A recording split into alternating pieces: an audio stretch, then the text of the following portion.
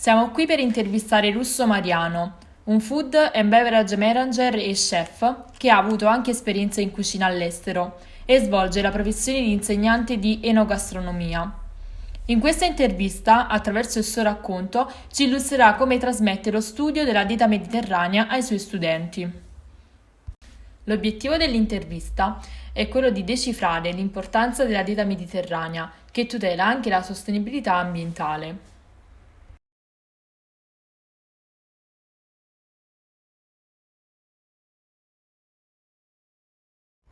Ebbene sì, ovviamente la risposta per me non potrebbe essere che sì. Per me è di vitale importanza che i miei alunni conoscano e si avvicinino alla dieta mediterranea, anche perché insomma saranno il nostro futuro.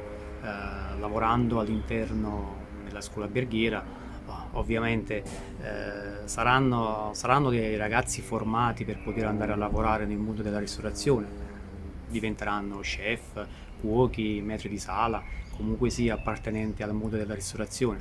Quindi non potrebbe non essere importante per loro la conoscenza della dieta mediterranea. Inizialmente bisogna dire che poi fondamentalmente non è una vera e propria dieta, è un modello di vita, è un modo per nutrirsi fondamentalmente. Ed è un qualcosa che bisogna che sia parte naturale, diciamo, del nostro modo di vivere. Non è un qualcosa da fare, come dire, per un periodo breve, ecco. E quindi diciamo che è importante anche perché per far comprendere ai ragazzi la ricaduta positiva che ha questa dieta mediterranea sul nostro organismo. Quindi nutrirsi in un certo modo, mangiare determinati alimenti, mangiare in determinato modo, ecco, seguendo delle regole, dei regimi che proprio sono insite della dieta mediterranea, ci sarà sicuramente un apporto positivo sul nostro organismo. È importante anche farla conoscere perché insomma dall'UNESCO è stata riconosciuta come patrimonio immateriale dell'umanità. Quindi voglio dire, sicuramente qualcosa di positivo avrà questa dieta mediterranea, no? Ed è importante anche insomma, farla conoscere perché ci troviamo proprio dove è stata studiata questa dieta mediterranea. Ci troviamo in Campania, quindi nel Salento per la prima volta è stata studiata questo modo di vivere, di nutrirsi, ecco, della popolazione del posto. E proprio noi che siamo del territorio, quindi come poter non conoscere la dieta mediterranea. È importante anche per i ragazzi perché insomma devono come dire, poter valorizzare i prodotti del territorio. Io insomma lavorando all'interno della scuola ho magari più classi, ecco, cerco di partire dall'inizio, quindi dai ragazzi quando già sono nella classe prima fino ad arrivare al quinto anno dell'alberghiero, poco per volta, magari anno per anno, cerco di incentivarli, di motivarli, come dire, di incuriosirli, ecco, diciamo così, nell'apprendere l'importanza di questa dieta mediterranea. Importante anche, ecco, come dire, dare delle piccole nozioni anno per anno, fino ad arrivare al quinto anno, alla fine della maturità, che loro ormai saranno pronti, ecco, e avranno le giuste competenze e conoscenze per poter portare la dieta mediterranea anche al di fuori della scuola, nelle aziende dove andranno a lavorare. E quindi mi sento di dire che nel mio piccolo, ecco, cerco di dare il giusto apporto affinché questa dieta mediterranea, ecco, sia di conoscenza dei miei alunni. Come è riuscito ad avvicinare i ragazzi a questo stile alimentare? Bene, diciamo che io praticamente ogni giorno cerco di lavorare con i ragazzi per farli avvicinare a questo stile alimentare. Ecco, cerco di motivarli, facendo leva sui benefici che ha questo stile alimentare sul nostro organismo, benefici ambientali che ha questo stile alimentare. Benefici ambientali in quanto noi dovremmo utilizzare prodotti del territorio, quindi prodotti al chilometro zero. Bisognerebbe rispettare la stagionalità dei prodotti, la biodiversità, anche la semplicità dei prodotti e prodotti ovviamente poco elaborati. Questo è un lavoro che praticamente anche di professione, diciamo, che io cerco di fare ogni giorno quando andiamo nei laboratori con i ragazzi, e cerchiamo di fargli comprendere, ecco, l'importanza nell'utilizzo di prodotti semplici, poco elaborati, anche nelle preparazioni dei piatti. Insomma, poi ci sarà l'allestro dello chef che ci aiuterà, come dire, a rendere questi prodotti appetibili anche allo sguardo, anche alla vista, no? Del commensale. Quindi l'importanza è cercare di lavorare giornaliерmente con i ragazzi, e questo è il modo, diciamo, migliore per avvicinarli gradualmente a questo stile alimentare. In che modo attua la dieta mediterranea quotidianamente? Ecco, vabbè, diciamo che per me questa qua è una domanda, una sorta di nota dolente, diciamo così, perché in alcuni casi, per la vita frenetica che conduciamo, è quasi impossibile ai giorni nostri seguire alla lettera una giusta dieta. In ogni caso, ecco, tento di fare almeno i 3 pasti giornalieri, quelli più importanti. Ora che abbiamo, ecco, qualche tempo in più per poter restare a casa, ecco, riesco a fare anche tranquillamente 5 pasti al giorno. Importante per me ovviamente è la colazione, che ci dà la carica giusta per poter affrontare la giornata. Insomma, la colazione per me è fatta sicuramente da fette biscottate, accompagnate da confettura, qualche cucchiaino di confettura, marmellata, magari con del latte di soia o latte magari parzialmente scremato. Riesco a fare un piccolo spuntino, magari con un'arancia, in quanto ancora nel mio giardino ci sono delle arance, quindi utilizzo frutta del mio giardino. Pranzo, cerco di fare un pranzo unico, diciamo così, un pasto unico. Ecco, magari un risotto, magari qualche legume con della pasta e basta. Uno spuntino pomeridiano, sempre con qualche frutto, magari una mela o magari uno yogurt parzialmente scremato. La sera generalmente utilizzo petto di pollo o comunque sia carne bianca, per la maggior parte. Qualche volta mi concedo, ma una volta a settimana, magari un po' una bistecca, un po' di carne rossa, anche una pizza, ecco. Sempre accompagnato da verdure, magari anche cotte in modo semplice a vapore o comunque fresche così. Io amo tantissimo l'insalata o l'indivia, condita con del buon olio extravergine d'oliva, e magari accompagno anche una fettina di pane. Anche per la cena, per me è indispensabile non farla troppo tardi. Insomma, la cena per me è intorno alle 8 di sera. Questo è un modo, ecco, per me di fare una giusta e corretta dieta mediterranea. Secondo lei, quanto è cambiato questo regime alimentare dagli anni 70 ad oggi? Bene, sicuramente il regime di vita degli anni 70 ad oggi è letteralmente cambiato. Tant'è vero che già insomma, dei medici hanno un po' rivisto questo modello, proponendo la cosiddetta dieta mediterranea del XXI secolo, abolendo in alcuni casi l'alcol, riducendo di tantissimo l'assunzione di olio e di sale. Il concetto, diciamo, di dieta mediterranea nasce negli anni 50 grazie ad Ansel Keys. Le analisi che furono condotte sul modello alimentare di queste popolazioni mostrarono un certo numero, diciamo, di sostanze protettive. C'era una forte assunzione di grassi saturi essenziali come omega 6, omega 3, vitamine C, vitamina E, antiossidanti, presenti nel vino soprattutto. Diciamo che stiamo parlando ovviamente di un modello alimentare che risale al primo dopoguerra, dove l'industria alimentare non era così sviluppata. Il grano era il vero grano, l'olio era quello là buono, ottenuto dalla fremitura a freddo delle olive appena raccolte, e anche le uova erano quella delle galline dell'orticello fuori casa. Presente totalmente diverso. Diciamo anch'io che nasco intorno nel periodo degli anni 70, diciamo un ventennio dopo il concetto, ecco, di dieta mediterranea, già le cose erano abbastanza cambiate rispetto agli anni 50. Già c'era un buon sviluppo dell'industria.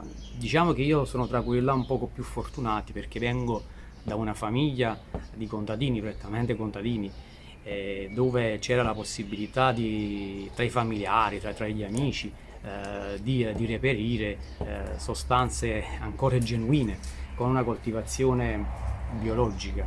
Oggi si chiama biologica, ma un tempo era così, era proprio fatto in questo modo, era naturale.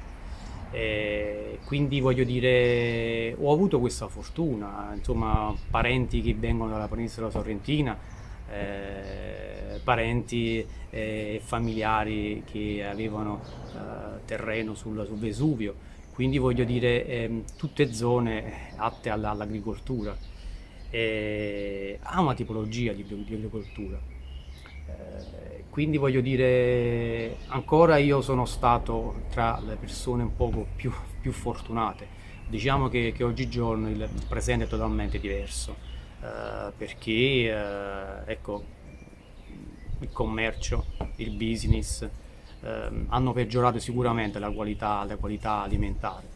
Il trattamento e l'utilizzo di additivi, di conservanti, di ormoni che sono fattori di crescita, ormoni sugli alimenti di qualsiasi genere, la raffinazione che in poche parole questo tutto è tranne che materia prima, come dire, naturale e integrale, quello che dovrebbe essere. Un po', ripeto, la colpa soprattutto dell'industrializzazione a tutti i livelli. Quindi tutto ciò, i macchinari, ecco, danno sicuramente una maggiore, come dire, propensione all'industria e all'agricoltura nel massificare il prodotto. Questo è quello che è cambiato nel tempo. Diciamo che ovviamente bisognerebbe, ecco, ritornare ai prodotti naturali, all'allevamento e alla coltivazione di prodotti stagionali. Diciamo il cambiamento è dovuto soprattutto sempre alla vita frenetica, ecco, a lavori sempre più impegnativi che ti portano sempre più lontano da casa. Non c'è possibilità per molti di poter praticare la coltivazione del giardino, dell'orticello fuori casa, e anche chi dovrebbe fare ciò, ecco, preferisce l'allevamento e la coltivazione massiva, perché la richiesta ovviamente è sempre maggiore, c'è molto spreco, questo è la verità, c'è molto spreco, un tempo non c'era praticamente tutto questo spreco, quindi si utilizzava i prodotti che c'erano e si tendeva a riutilizzare anche i prodotti del giorno precedente. Oggi c'è consumismo e questo è la tendenza che bisognerebbe, come dire, evitare. Bisognerebbe ritornare, ecco, a quello che un tempo era. Lei ha notato una variazione della domanda verso menù più sostenibili? Bene, sì, diciamo che negli ultimi periodi sicuramente io ho potuto riscontrare che la domanda di questi prodotti sono maggiormente richiesti. Ecco, la dieta mediterranea, diciamo che bisogna dire che oltre ad essere salutare per le persone, lo è anche per l'ambiente, no? Dobbiamo considerare anche il fatto che produrre cibi che fanno parte appunto della dieta mediterranea comporta un impatto ambientale di circa il 50-60% inferiore rispetto a una dieta che viene effettuata magari in America, dove hanno un largo consumo di carne, mentre la dieta mediterranea, diciamo, ha maggiormente utilizzo di vegetali, di cereali in genere comunque. Tuttavia c'è anche da dire che insomma ad oggi, nonostante siano ben documentati anche dagli studi della letteratura scientifica gli effetti positivi e benefici di chi aderisce alla dieta mediterranea, nonostante che sia ovviamente anche patrimonio immateriale dell'umanità, molte persone ancora non aderiscono, oppure diciamo hanno difficoltà a comprendere l'importanza di utilizzare questi prodotti. Un grande lavoro, diciamo, è stato fatto anche dallo Slow Food, no? Che già all'inizio degli anni 90, che insomma si è battuto e ancora si batte per far riconoscere e far riscoprire prodotti del territorio. Insomma, si occupa principalmente della biodiversità, no? E quindi promuove ovviamente tutte quelle produzioni agricole locali a chilometro zero, dalla riscoperta magari di prodotti di un tempo. E quindi sì, un certo lavoro, ma ancora c'è tanto da fare per poter far sì che questi alimenti maggiormente, ecco, vengono richiesti, e soprattutto le persone si rendono conto che è, come dire, importante utilizzare piatti sostenibili. Durante i suoi viaggi all'estero ha constatato delle differenze tra gli stili alimentari adottati? Sì, diciamo che grazie appunto a dei viaggi all'estero ho potuto, come dire, riscontrare diverse tipologie di diete alimentari.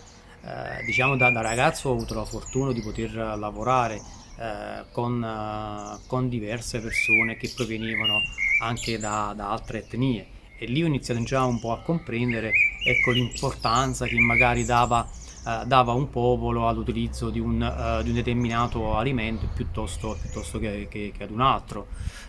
Poi, entrando, diciamo, nella scuola, ho avuto la fortuna di poter accompagnare all'estero molti alunni che praticamente facevano stage in varie aziende anche di un certo livello, e ecco, diciamo, ho potuto entrare liberamente nelle cucine e potermi confrontare con dei colleghi che erano chef di questi locali, e insomma con mio stupore e un poco per volta ho potuto comprendere che poi ci sono anche altre tradizioni, altre diete.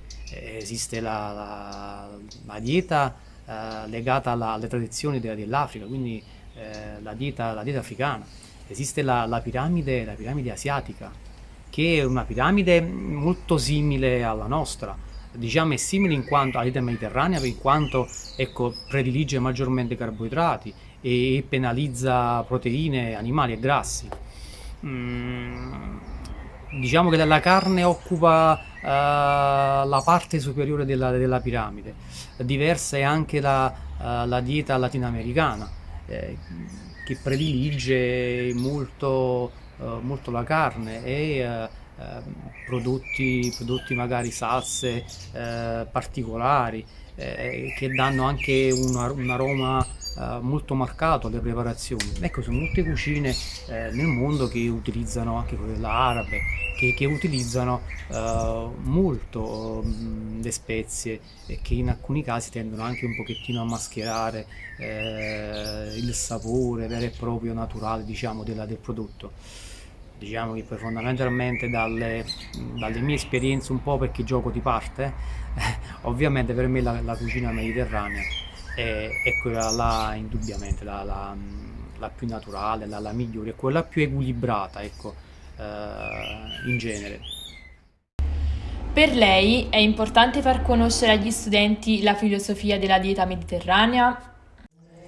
Bene, dovendo racchiudere, sintetizzare il mio pensiero sulla dieta mediterranea, anche in base alle mie modeste esperienze, posso dire che sicuramente la dieta mediterranea è tra quelle là migliori, è quella più raccomandabile, in quanto ha un basso impatto ambientale, ha dei benefici per il nostro organismo.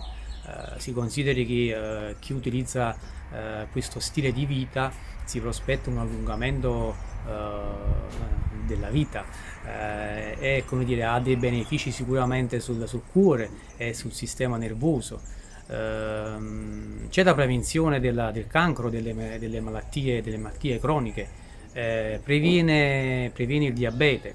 Diciamo che sono tutti benefici per il nostro organismo e ovviamente diciamo nel mio piccolo cerco di utilizzare anche a casa mia questo stile di vita, utilizzando appunto prodotti del territorio, cerco di produrre nel mio piccolo quello che posso, in alcuni casi quello che acquisto cerco di acquistare sempre prodotti della stagione e prodotti quantomeno, come dire, manipolati possibile.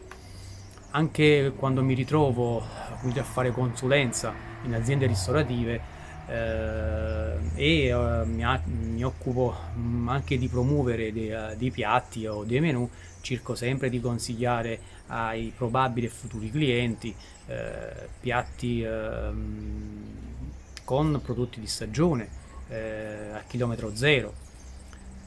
Si può comunque iniziare da questo poco per poi allargare il discorso, diciamo, anche a livello scolastico, dove ogni giorno ecco, io promuovo quello che è questa dieta e i benefici che questa dieta può avere sull'ambiente e sul nostro organismo.